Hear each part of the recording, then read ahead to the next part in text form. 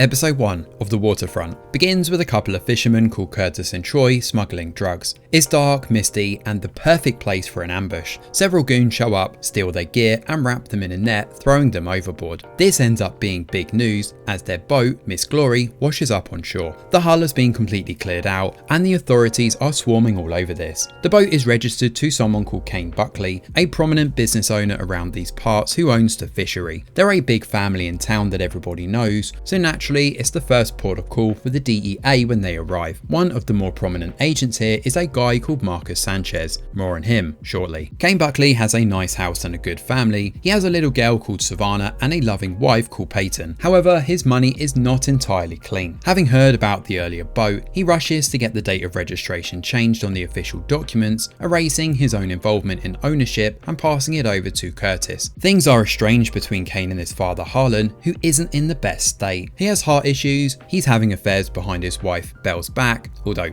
she seems to know and not care too much, and he's drinking heavily. Harlan has run the fishery into the ground, and when things went off the rails a while back, he dumped the business and all its financial woes in Kane's lap. Marcus shows up asking questions though, but Kane lies and claims Curtis bought the boat from him a few months back. Of course, he has the paperwork to back that claim up. Harlan catches wind of what's happening and shows up at Kane's office, punching his son square in the face. It turns out Kane has been mixed up with drug runners, although he shrugs it off and claims they've only run the drugs 3 times in total. Kane is working with a man named Hoyt Piper, but he's only a small bit player that answers to someone called Owen.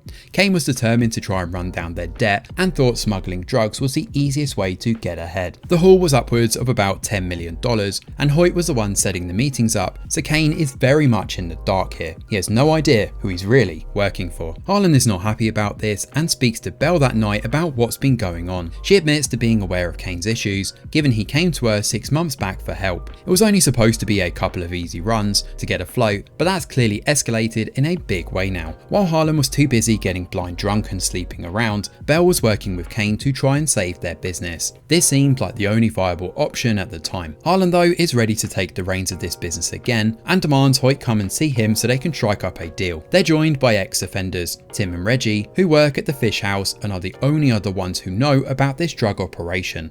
Now Harlan believes Hoyt is the one behind Curtis and Troy being killed, and after dumping some chum in the water, they drop Hoyt down so the sharks can force him into submission. Well, it works and he admits the drugs are locked in a shed in the middle of the woods. Harlan finds the drugs, but so too does Clyde Porter, the local sheriff. He and Harlan go way back, and we've seen them friendly with each other across the episode. Unfortunately, he shoots Hoyt's dead and reveals that he's the one in charge here. Clyde Porter is Owen. The Buckley family now owe Clyde Porter, and he has them right where he wants them. The pair deal with Hoyt's body, dumping him in a swamp full of alligators, before working out how to play this next. It's a stressful ordeal for Kane, who finds his whole life crumbling around him. The one bright spot though comes from an old flame back in town called Jenna. She's married just like Kane is, but the pair have clear chemistry together. Everybody in town knows it, and it seems the pair are lying to themselves over what they could have been and what they may be. Kane has been following Jenna's writing online for a while and even heads over to hers to proposition her, in a roundabout way at least. She shoots him down, but it's clear this isn't the end of things. As the episode closes out, Bree heads down to the beach where Marcus Sanchez is there to greet her. She has something for him, and it would appear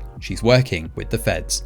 So the Waterfront gets things off to a decent start with this opening episode, combining elements of Ozark, Bloodlines and Outer Banks, all wrapped up into this soapy crime drama. The estranged family clearly have a lot of demons to iron out, and the episode does a good job of introducing everybody and quickly establishing their ties. Kane and Harlan are the lifeblood of this family, and you can already see that these two and their bond is going to be the driving force of the show. Along with that, we've also got the situation involving Bree, who appears to be working with the DEA to take down her own family. We know she has an estranged relationship with her son, but we don't know how or why just yet. That of course pales compared to the drama involving Porter, and a nice little twist that Clyde is actually the big boss. Whether there's someone else higher up the food chain though remains to be seen, but so far this looks like it could be quite the intriguing watch.